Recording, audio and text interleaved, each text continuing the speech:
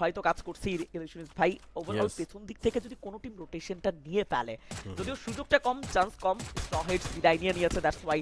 আশেপাশে সেভাবে কোনো টিমকে দেখবো না তবে ইয়াস টেনসাইকে বুঝে শুনেই তাদের পজিশনটা ওপেন ফিল্ড ধরে চেঞ্জ করতে হবে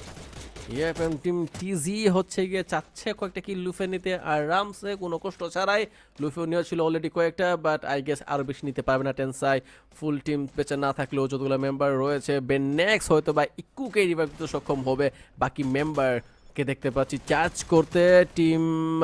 আই গেস এইখানে টিজির 4 জন মেম্বার স্টিল লাইফ টিম ইনফিনিটিকে বিদায় দেওয়া হলো ওইদিকে আজকে জো বেকার্সকে লাস্ট 2 ম্যাচে থামানো ইম্পসিবল যে জিনিসটা আমি বলছিলাম তাদের স্বাভাবিক খেলার ধাঁচ ফিরেছে খেলার স্টাইল দেখে মনে হচ্ছে পুরাতন জো বেকার্সকে দেখছি অনেক ফ্যানের মনে প্রশ্ন ছিল সন্দেহ ছিল জো বেকার্সরা আজকে কেন এরকম খেলছে বাবুমশাই আশা করছি তোমাদের সন্দেহ সংকুচ সব দূরে হয়েছে লাস্ট ম্যাচের খেলা দেখে আই গেস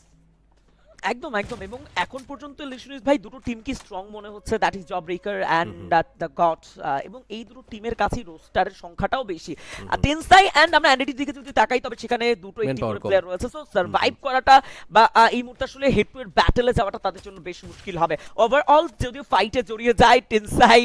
তবে সেখানে ম্যান পাওয়ার লুজের সিনারিওটা বেশি তাদের তবে হ্যাঁ reflex and sorry the God and job ব্রেকারকে ফাইটে যাওয়ার সুযোগ করে দেওয়া উচিত যদি ফাইটে জড়িয়ে গেছেন দ্য গড শর্ট রয়েছে টেনসাই এর উপরে বেশ কিছু প্রেসার পেছন দিক থেকেও চার্জ করা হচ্ছে দুপাশের প্রেসার তবে এবার ফেস করবেন কিনা the God I don't know but টেনসাই তারা মধ্যখানে একেবারে স্যান্ডউইচ হয়েছেন বিদায় নিয়েছেন হ্যাশট্যাগ করে last three team job breaker and ET and it's a TG নাইম জামিকো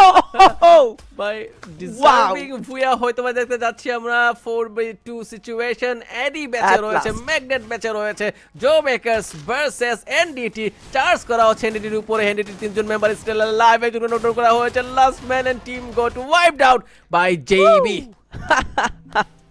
Exactly, this match Booyah goes to the side of Team Jawbreaker. Miko